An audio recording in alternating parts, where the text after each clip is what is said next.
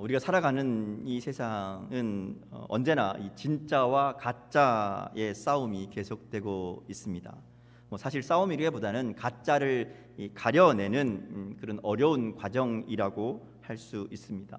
뉴스에도 우리가 심심치 않게 등장하는 소식이 가짜잖아요. 가짜들. 얼마 전에도 이 프랑스의 유명한 명품 브랜드가 우리나라 중소기업을 고발한 사건이 있었습니다. 자기들 가방을 모양을 비슷하게 만들어서 표절했다, 가짜를 만들었다, 이렇게 소송을 하고 이게 대법원까지 가서 결국은 문제가 있다, 이렇게 판결이 났습니다. 왜냐하면 가짜라는 것이 분명히 이미 드러나지만 진짜를 살려는 사람들의 마음에 영향을 미친다. 이게 사실은 판결의 이유였습니다. 가짜가 진짜에 영향을 미친다 하는 것이죠. 명품만 가짜가 있는 게 아니죠.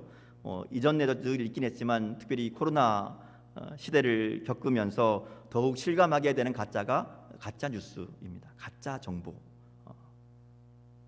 물론 대부분의 가짜들은 그게 물건이든지 뉴스든지 크게 문제가 되지 않는 경우들이 대부분입니다. 그러나 가짜가 심각한 문제를 일으키는 것도 있다는 것이죠. 그저 재미로 넘겨버릴 수 있는 가짜도 있지만 정말 속으면 안 되는 심각한 문제를 일으키는 위험한 상황을 일으키는 위험한 가짜들이 있다는 것이죠. 우리가 알고 있지만 코로나 확산 초기에 이 소금물이 감염을 막는다고 뿌렸다가 호되게 당한 교회 이야기가 있지요. 이 가짜 뉴스, 잘못된 정보가 이런 영향을 미쳤던 예가 될 수 있습니다. 뉴스뿐 아니라 생명에 직결되는 물건에 가짜 부품이 들어가게 되면 그것도 큰 문제가 되죠. 요즘은 자동차, 항공기까지 가짜 부품들이 있다고 합니다. 그러면 정말 큰 문제가 발생할 수 있지요. 요즘 우리나라에서는 이 가짜 뉴스가 사실은 가장 큰 이슈 중에 하나라고 생각을 합니다. 이 가짜 뉴스들로 인해서 사람들 사이에 문제가 일어나고 서로 다투고 분쟁하게 만드는 것을 보면 이 가짜의 위력을 더욱 우리가 실감하게 된다는 것이죠. 근데 이 가짜와의 싸움은 요즘 우리들만의 이야기는 아닙니다. 오늘 우리가 읽은 성경에도 가짜와의 싸움이 등장합니다.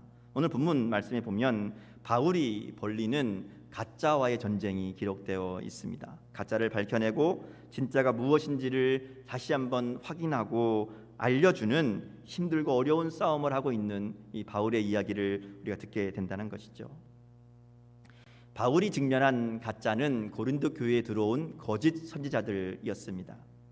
그들은 성도의 믿음을 가짜 복음으로 유혹해서 진짜로부터 멀어지게 하고 결국 하나님으로부터 멀어지게 하려는 사람들이었습니다. 오늘 말씀 3절에 보면 너희 마음이 그리스도를 향한 진실함과 깨끗함에서 떠나 부패할까 두려워하노라 라고 사도 바울이 이야기하는 것이죠. 그들의 말을 따르다 보면 가짜 뉴스에 따라가다 보면 진실함과 깨끗함을 잊어버리고 부패하게 될 수 있다 하는 것이죠. 그래서 바울은 이 고린도 교회 성도들의 믿음을 지키기 위해서 자신이 지금 이제부터 하려는 이야기를 너희들이 좀 용납하며 이해하며 들어라 이야기합니다. 두 번이나 강조해서 이야기하죠. 왜냐하면 거짓 선지자들이 하도 가짜 뉴스 가지고 고린도 교회 성도들의 마음을 어지럽히기 때문에 그들의 가짜 정보를, 가짜 뉴스를 밝혀내기 위해서는 어쩔 수 없이 자기 이야기를 좀 해야 되는데 그 이야기가 사도 바울이 싫어하는, 나를 자랑하는, 나를 드러내는, 내가 잘났다고 이야기하는 것처럼 보일 수도 있기 때문에 그것에 대해서 이야기하는 겁니다. 이게 내가 자랑하려고 하는 이야기가 아니라 이러한 상황 속에서 어쩔 수 없이 너희들을 바로 세우기 위해 내가 이야기를 한다, 이러고 이제 시작하는 것이죠. 거짓 선지자들이 주장했던 이야기들은 크게 몇 가지가 있는데 오늘 우리가 바울의 이야기를 통해서 유추해 볼 수 있는 것은 몇 가지가 있습니다. 첫 번째는 바울이 사도로서 적합하지 못하다. 또 바울이 자신을 위해 사역하는 것이지 교회를 사랑하는 것이 아니다. 그래서 바울의 말은 들을 필요도 없고 바울의 가르침도 가짜다 하는 것이 주된 내용들입니다. 그러면서 자기들은 정통이고 자기들은 진짜고 자기들은 예수님의 제자들로부터 인정받은 사람들이고 자기들이 큰 사도다, 진짜 사도다, 자기들이 가르치는 내용이 진짜다 이렇게 이제 주장하는 겁니다. 우리가 이럴 때를 적반하장이라 그러죠. 사실 가짜의 특징은 아이러니하게도 진짜임을 주장하는 겁니다. 대부분의 가짜들은 유별리 진짜라는 말을 많이 합니다. 여러분 그렇죠. 진짜는 진짜라는 얘기 별로 잘 안 합니다. 뭐 굳이 할 얘기도 없고 할 필요도 없기 때문에 그런 경우가 많지만 이 가짜는 유별나게 진짜임을 강조하고 정직하다고 바르다고 원조라고 이렇게 얘기하는 데를 보면 대부분 가짜입니다. 그래서 오히려 의심해 봐야 되는 거죠. 이 거짓 선지자들의 모습이 그랬어요. 그들이 자기들이 있는 것들을 드러내면서 자기들의 어떤 자격을 나타내고 자기들의 어떤 권위를 내세우고 그러면서 바울의 권위를 깎아내리고 비난한다는 것이죠. 바울이 이제 이것에 대해서 하나하나 이야기를 시작합니다. 먼저 그들에게 지금 이렇게 어리석어 보이는 말을 하게 된 이유부터 이야기하죠. 바울은 하나님의 열심으로 너희를 위하여 열심을 냈다 이렇게 이야기를 시작합니다. 이 하나님의 열심이라는 말은 하나님의 질투하심이라고 번역할 수도 있습니다. 열심이 질투와 같은 의미이죠. 이 질투, 특별히 하나님의 질투를 말할 때 이것은 강력한 사랑을 의미하는 것으로 우리가 읽으면 됩니다. 하나님이 무슨 마음이 좁아서 질투하나 이런 의미가 아니라 강력한 사랑으로 다른 것에게 빼앗기지 않으시려는, 그들을 온전히 지키시려는 하나님의 강력한 사랑, 그것을 질투한다라는 표현으로 사용하는 것으로 읽으면 됩니다. 그러니까 하나님께서 자기 백성을 사랑하시는 그 사랑으로 성도들을 지키기를 원하시는 그 마음으로 사도 바울도 지금 그들에게 이 이야기를 하고 있다 하는 겁니다. 그러니까 말하자면 내 결백을 밝히기 위해서 혹은 나의 이 누명을 벗기기 위해서 내가 이 이야기를 하는 게 아니다. 하나님이 너희를 지키시려는 그 마음이 나에게도 있어서 그 마음으로 지금 이 이야기를 하고 있다 하는 것을 이야기하죠. 그래서 뒤에 이어지는 말씀을 보면 정결한 처녀로 한 남편인 그리스도께 드리려고 중매함이라고 이야기합니다. 그러니까 사도 바울의 지금 이 이야기의 목적, 또 그의 사역 전체의 목적이 뭔가 하면 성도들이 믿음으로 자기의 삶을 잘 지키고 세워서 주님 앞에 기쁨과 감사함으로 서게 만드는 거, 그게 바울의 목적이라는 것이죠. 마지막 때에 주님 앞에 설 때에 정결한 신부와 같이 주님 앞에 설 수 있도록 하는 것, 그렇게 가르치고 그렇게 그들을 지키고 세워나가는 것이 사도 바울이 자신의 사역의 목적이다 하는 것이죠. 그 일을 위해서 바울이 열심으로 복음을 전하고 양육하고 또 성도들의 믿음을 세우기 위해 때로는 싫은 소리도 하고 때로는 그들 가운데 아쉬운 소리도 하고 이렇게 이 일들을 해오고 있다 하는 것을 이야기하는 겁니다. 자, 그랬는데 에덴 동산에서 하와를 미혹한 뱀과 같은 존재들이 교회에 들어왔다 하는 겁니다. 그들은 그리스도의 사도요 의의 일꾼이라고 주장하지만 사실은 거짓 사도요 속이는 일꾼이요 사탄의 일꾼이라고 이야기합니다. 왜냐하면 그들이 하는 일이 너희 마음을 그리스도를 향하는 진실함과 깨끗함에서 떠나 부패하게 하는 일이기 때문이라고 이야기하는 것이죠. 뱀이 하와를 깨워서 하나님 앞에 불순종하게 하고 결국 죄로 인해서 하나님으로부터 멀어지게 만들었듯이 지금 이 거짓 선지자들이 하는 일이 성도들을 깨워서 미혹해서 잘못된 길로 인도하고 그리고 하나님으로부터 멀어지게 하고 결국 떠나게 만드는, 모양은 다르지만 뱀이 했던 일을 지금 거짓 선지자들이 하고 있다고. 그들은 그래서 사탄의 일꾼이라고 그들의 정체를 밝히며 그들의 마지막은 그 행위대로 될 것이라고 강력하게 경고하고 있는 겁니다. 자, 그러면서 이제 다음 이야기를 보면 고린도 교회를 향한 좀 아쉬운 마음을 바울이 이야기합니다. 안타깝고 섭섭한 마음을 이야기하죠. 고린도후서를 쭉 읽어보면 이런 바울의 마음을 우리가 종종 발견하게 됩니다. 그런 거죠. 내가 얼마나 수고해서 고생해서 너희들에게 복음을 전하고 얼마나 힘들게 어렵게 가르쳤는데 어쩜 그렇게 내 말은 귀등으로도 안 듣고 저 이 거짓말하는 놈들 말은 그렇게 잘 듣느냐, 이런 안시움이죠. 이런 안타까움입니다. 4절 말씀도 그런 의미죠. 어쩜 그렇게 분별하지 못하고 다른 복음을 잘 용납하고, 어떻게 그렇게 구별하지 못하고 다른 다른 복음을 전하는 그것을 용납하느냐, 어떻게 그렇게 구별하지 못하느냐, 이렇게 안타까워하는 것이죠. 이제 그러면서 이제 거짓 선지자들의 주장을 반박하고 이 바른 믿음에 대해서 이야기를 이어갑니다. 첫 번째로 이야기하는 것은 그들의 주장이 바울은 말이 부족하다 하는 것을 이제 그들이 주장하고, 그것을 통해서 바울을 공격했죠. 고린도서에서 발견하는 바울을 향한 이 거짓 선지자들의 공격은 주로 이 바울의 외모 또는 바울의 연설, 그리고 그가 가지고 있는 질병, 또 바울이 당하고 있는 고난, 어려움, 이런 것들에 관한 것입니다. 거짓 선지자들을 어떻게 가르치는가 하면, 그리스도의 사도라면, 정말 능력 있는 종이라면 잘 돼야 된다는 거죠. 잘 돼야 된다는 거예요. 외모도 그럴듯하고, 말도 잘해야 되고, 고난도 없이 형통한 삶을 살아야 되고, 모든 일이 성공적으로 이루어지는 삶이어야 된다 하는 것이죠. 그렇죠. 예수 잘 믿는데 왜 실패 안 하는 거예요? 예수 잘 믿는데 왜 그 모양으로 사는 거예요? 이 거짓 선지자 하는 얘기가 이겁니다. 예수 잘 믿으면 당연히 잘 되는 게 맞지 않느냐? 우리는 우리 말 들으면, 우리가 가르치는 대로 하면 너희 복 받고 잘 살고 잘 된다. 이게 거짓 선지자들의 가르침입니다. 그러면서 이제 이렇게 얘기하는 거죠.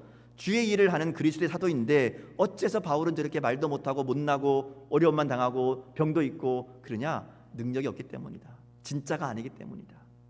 가짜 사도다. 이렇게 이야기하는 것이죠. 근데요, 이런 가르침은 그때만 있는 게 아닙니다. 지금도 있어요. 많은 사람들이 큰 교회가 좋은 교회라고 생각합니다. 사람이 많이 모이고 건물이 크고 돈이 많은 교회가 능력 있는 교회고 은혜로운 교회라고 생각을 합니다. 당장 많은 사람들이 교회를 선택할 때에 건물 크고 주차장 넓고 식당 좋고 예배 깔끔한 그런 교회 선택하거든요. 큰 교회 목회자는 능력 있고 성공한 사람이고, 작은 교회 목회자는 능력 없고 실패한 사람이라는 관점이죠. 이런 믿음을 가지고 있으면 신앙도 성공지향적이 됩니다. 모든 신앙의 행위가 성공을 위해 이루어지는 것이라는 거죠. 예배하고 헌금하고 기도하고 봉사하는 것도 다 성공이 목적입니다. 잘 되기 위해서. 모든 일이 잘 돼야 은혜 받은 삶이고, 혹시 실패하고 문제가 있으면 그러면 믿음에 문제가 있는 것으로 생각합니다. 그야말로 사탄이 오늘날 교회에 심어준 생각이라고 할 수 있습니다. 거짓 선지자들이 가르쳤던 그 가르침. 당장 많은 사람들이 나를 부인하고 포기하고 헌신하고 주님을 따르라, 이런 설교보다 성공하고 복받고 잘되고 건강하고 행복할 것입니다, 이런 설교 더 좋아하잖아요. 여러분 어떠신가요? 어떤 설교에 더 마음이 가십니까? 어떤 설교에 더 은혜가 되십니까?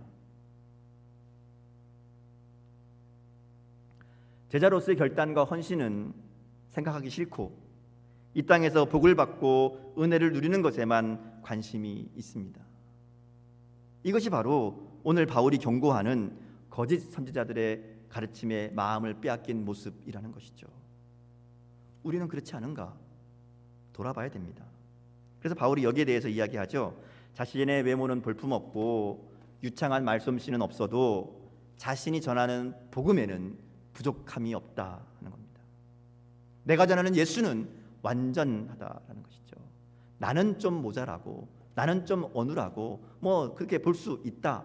그런데 내가 전하는 복음은 그렇지 않다는 겁니다. 자신이 전하는 예수 그리스도, 그분의 은혜는 조금도 부족함이 없다고 선언하는 것이죠. 그리고 자신이 당하는 고난이나 질병이나 어려움은 능력이 없어서가 아니라, 하나님이 함께 하시지 않아서가 아니라 오히려 하나님의 능력을 나타내는 은혜의 통로라고 여러 번 강조해서 이야기합니다. 그래서 16절 이하 말씀을 보면 그가 당한 수많은 고난과 어려움과 수고에 대해서 하나하나 이야기하면서 그걸 자랑스럽게 얘기해요. 그러면서 하는 얘기가 그것이 주님을 위해 일한 나의 자랑이라고, 그리스도의 고난에 동참한 것이라고, 내가 내세울 것이 있다면 주님을 위해 고난받은 그거, 그리고 그 일 가운데 역사하신 주님의 능력이라고 그렇게 고백하는 겁니다. 그렇게 자랑하는 거죠. 거짓 선지자들 이야기를 들어보면 많은 자랑거리들이 있는 사람들이었습니다. 말도 그럴듯하게 잘했습니다. 그런데요, 그들의 말은 듣기는 좋지만 항상 자기 자랑이 넘치고 남을 향한 비난과 비판이 있었습니다. 그래서 그 말을 들으면 들을수록 예수님을 향한 진실하고 깨끗한 마음이 없어지고 심령이 부패하게 되는 겁니다. 근데 바울의 말은 다르죠. 말솜씨는 좀 없습니다. 듣기에 유창하지 않습니다. 그런데 그의 말에는 언제나 예수 그리스도가 있습니다. 그의 말에는 복음의 진리가 있고요, 바울의 말에는 하나님의 뜻을 알게 하고 하나님께로 이끄는 귀한 진리가 남아 있는 겁니다. 그래서 바울의 말은 때로는 듣기에 불편하고 부담되기도 하지만 들으면 들을수록 마음이 진실해지고 회개하게 되고 주님을 향한 사랑이 간절해지게 하는 것이죠. 이게 다른 겁니다. 또 한 가지, 이 바울이 거짓 선지자들의 이야기를 하면서 이 자기를 해명한 이야기는 물질에 대한 이야기입니다. 이 바울은 고린도 교회에 사역하면서 교회에서 사례를 받지 않고 일했습니다. 여러 가지 이유가 있었겠지만 바울의 이야기에 의하면 아마도 그것이 고린도 교회의 문제가 될 수 있는 여지가 있었기 때문에 아예 차단한 것으로 보입니다. 그래서 스스로 이제 천막 일을 하면서 경비를 벌어서 충당했고, 정말 필요할 때에는, 모자랄 때에는 다른 여러 교회에서 도움을 받아 일했다, 이렇게 이야기합니다. 그런데 이거 가지고 이제 거짓 선지자들이 바울을 공격합니다. 여기는 이런 논리가 있어요. 당시의 헬라 사회에서는 이제 사람을 가르치는 철학자나 교사들이 굉장히 많이 있습니다. 가르치는 일을 하면서 그게 직업이 되는 사람들이죠. 근데 그들을 어떻게 바라보는가 하면 유명하고 인정받을수록 많은 수업료를 받습니다. 그리고 좀 무명이고 유명하지 않은 사람은 수업료를 적게 받거나 그냥 공짜로 가르쳤습니다. 반대로 얘기하면 수업료를 많이 받는 사람이 훌륭한 선생님이라는 생각들이 그들 가운데 있는 겁니다. 근데 이런 영향이 교회에도 있어서 바울이 돈을 받지 않고 일하고 가르치는 것은 바울이 실력이 없어서, 말하자면 사례를 받을 만한 능력이 안 되니까 그런 것이다, 이렇게 모함한 거죠. 거짓 선지자들이 그렇게 이야기하고 그 말에 고린도 교회 성도들이 넘어간 겁니다. 그렇구나 뭐 이렇게 수준이 안 되니까 스스로 일하면서 가르치는 것이고, 사례를 받을 만한 자격이 없으니까 값없이 가르치는 것이고, 그러니까 그의 가르침은 수준 낮은 이야기이니까 들을 만한 것도 없다, 이렇게 주장한 겁니다.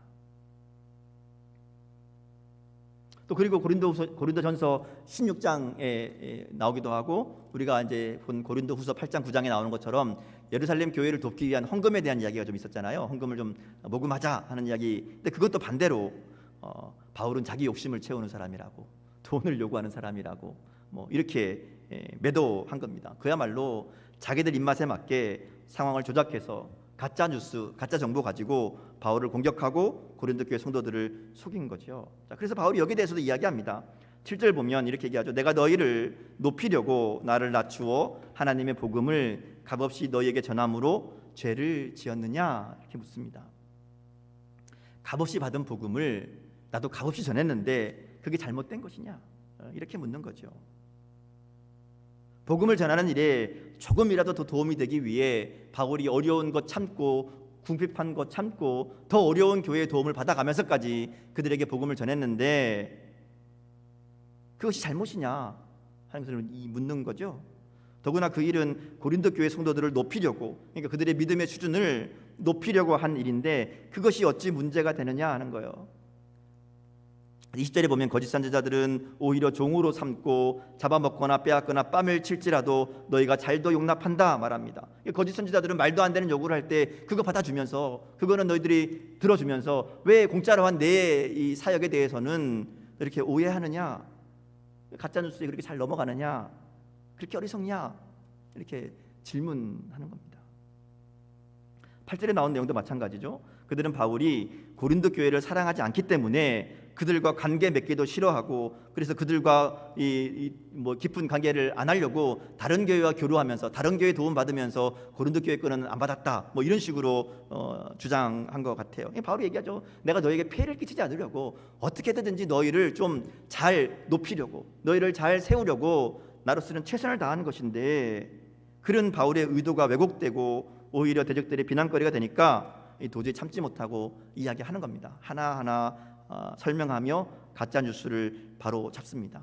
그리고 그 과정에서 어쩔 수 없이 자기 자랑 같은 그런 필요 없는 이야기가 나오는 것을 민망해하면서, 그러면서도 바로 잡아야 될 것은 확실하게 잡아야 되기 때문에 구구절절 이야기를 하고 있는 거죠.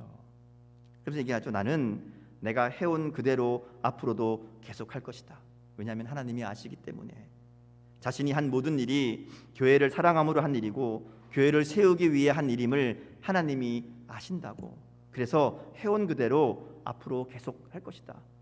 혹시라도 다른 또 거짓 선지자들이 다른 얘기하지 못하도록 내가 분명하게 이 일을 이야기한다 하는 것을 덧붙이죠.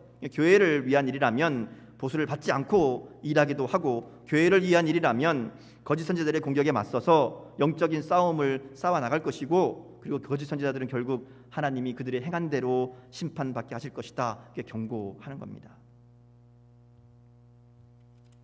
오늘 말씀을 통해서 우리는 거짓 선지자들의 꼬임에 넘어간 어리석은 이 고린도 교회 성도들의 모습을 보면서 안타까운 마음을 가지기도 하고, 또 그들을 바로 세우기 위해 단호하면서도 조심스럽게 그들을 권면하는 바울의 모습을, 바울의 마음을 보기도 합니다. 여러 가지 이야기를 할 수 있지만 그 가운데 고린도 교회 성도들의 모습을 보면서 이게 남 얘기가 아니다 하는 것들을 우리가 깨닫게 되죠. 오늘 우리의 문제이기도 합니다. 당장 눈앞에 나타나는 이단들이 있다면 그거야 우리가 잘 분별할 수 있지만, 은밀하게 들어와 있는 거짓 가르침들이 우리에게도 분명히 있기 때문에 그렇습니다. 오늘 우리에게도 고린도 교회와 같은 거짓 선지자들의 직접적인 가짜 뉴스는 없지만, 어느 틈엔가 우리의 생각과 우리의 믿음에도 뱀이 하와를 미혹했던 것 같은 그런 가짜 뉴스, 가짜 믿음이 들어와 있을 수 있다는 것이죠. 여러분, 하와가 왜 뱀의 유혹에 넘어갔습니까? 뱀과 이야기를 주고받죠.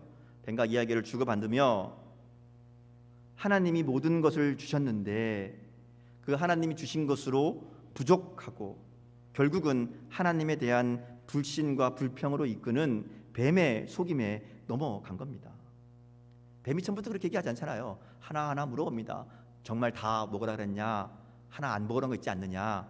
그거 하나님 막으신 거 아니냐? 그거 너희 자유를 제한하는 거 아니냐? 하나님 주시는 거는 완전하지 않다, 모자란다, 부족하다, 네가 하나님처럼 돼야 된다, 이렇게 이야기가 흘러가잖아요. 그리고 결국 그 열매를 먹는 날에는 눈이 밝아져서 하나님처럼 된다라는 이 말에 교만한 마음을 품게 되는 겁니다. 결국은 먹으면 죽으리라 말씀하신 하나님 말씀보다 먹어도 죽지 않는다라는 뱀의 말을 더 믿게 된 거죠. 그렇잖아요. 하나님 말씀보다 뱀의 말을 더 따라갑니다. 그 불신앙이 교만을 낳고, 그 교만이 불순종을 낳고, 그 불순종이 결국은 모든 인류를 죄 가운데로 끌어가는 이 엄청난 비극을 일으키게 된 것이죠. 고린도 교회 성도들도 마찬가지였습니다. 바울의 가르침에도 그들이 거짓 선지자들에게 마음을 빼앗긴 것은 그들 안에 있는 바로 이런 불신앙과 교만의 마음이 있었기 때문이에요. 복음의 진리가 아니라 자신들의 생각대로, 욕심대로 따라간 것이죠. 여러분, 우리는 어떨까요? 오늘 말씀을 이렇게 우리에게 적용해 볼까요? 여러분은 건강과 부와 성공을 약속하는 복음을 선택하시겠습니까? 아니면 자기를 부인하고 십자가를 지고 주를 따르라고 요구하는 복음을 선택하시겠습니까? 여러분, 어떤 복음이 더 좋으신가요?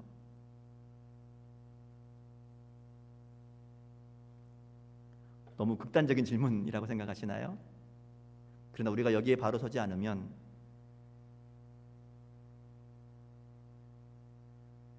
우리의 삶에 하나님만으로는 불충분하고 세상을 살아가려면 다른 것들도 있어야 된다는 에덴 동산에서의 사탄의 가르침이 우리의 삶에 자리 잡는다는 것이죠.